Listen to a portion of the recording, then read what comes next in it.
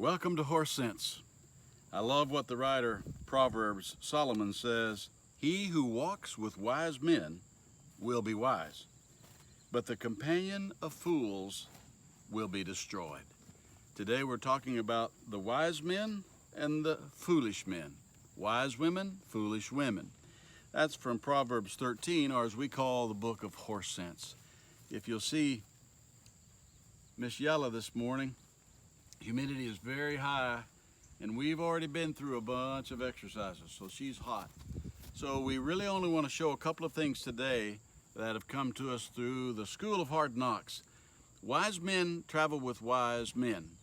A young fella, a young gal, if they'll attach themselves to people who have genuine wisdom, who, when they look at life, they see through life situations. They're not fooled by how things appear.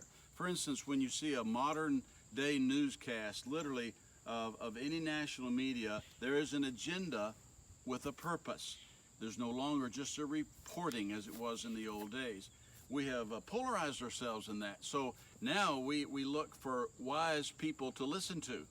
We look for foolish people to stay away from.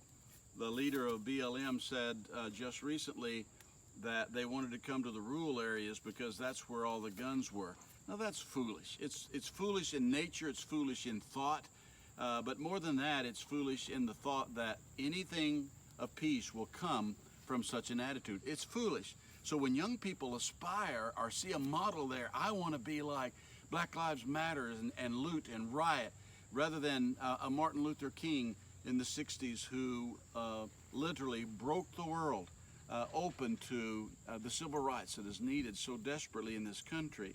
But to fight a fight that's not a fight to fight is foolish.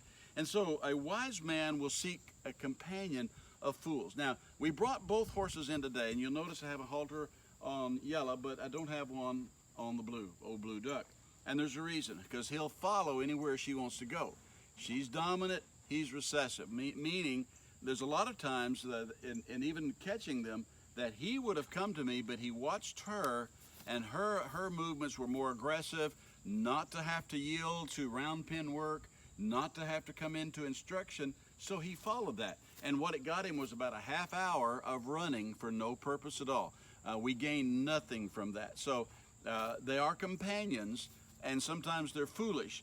If he would make up his own mind what to do sometimes, he'd be much better off than to wait and see what someone else is going to do. And you would too, boys and girls and teenagers. Learn your convictions, learn to live by them, and then don't follow in a companionship with foolish people. Proverbs 1 even talks about that. How that, and Psalm 1 talks about the same thing. Be careful who you hook up with in your buddyship, in your companionship, because it's going to make a lot of difference.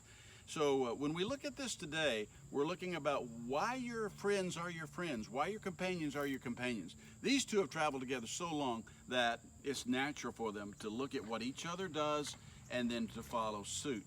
So as we look today, we're going to run them a little bit, and then we're going to try one little lesson at the end of this today.